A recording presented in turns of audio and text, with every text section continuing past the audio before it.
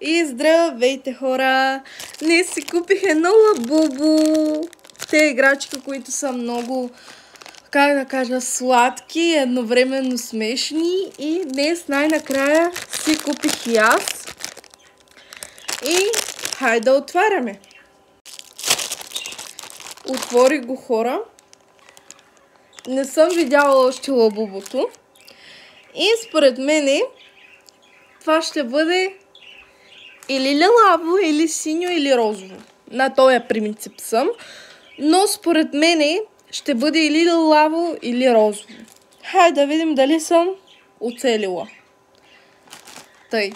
Его, ви ще видите първи.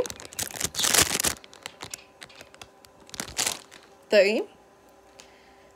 На 1, 2, 3.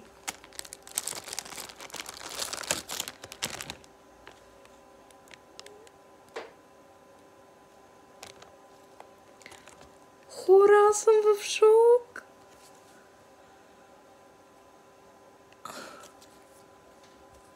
Тучели. Нали? Да. Това ми е брата. Няма значение. Хора, розовото лабубо ми се е паднало. Де ти ни пада?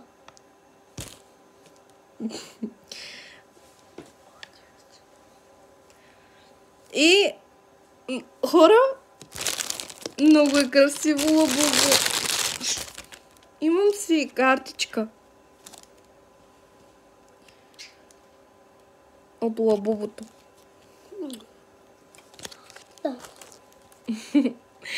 Много е сладко. Хареса ли ти? Виж?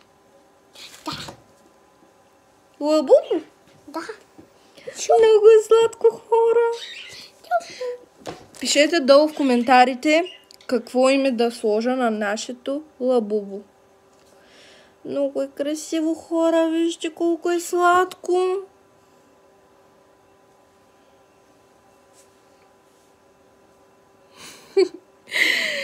Затова пишете долу в коментарите как искате да се казва нашето лабубо. Или Андрей, или Данка.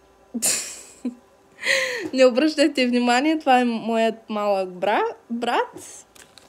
В следващите видеа само ще видите лабубото.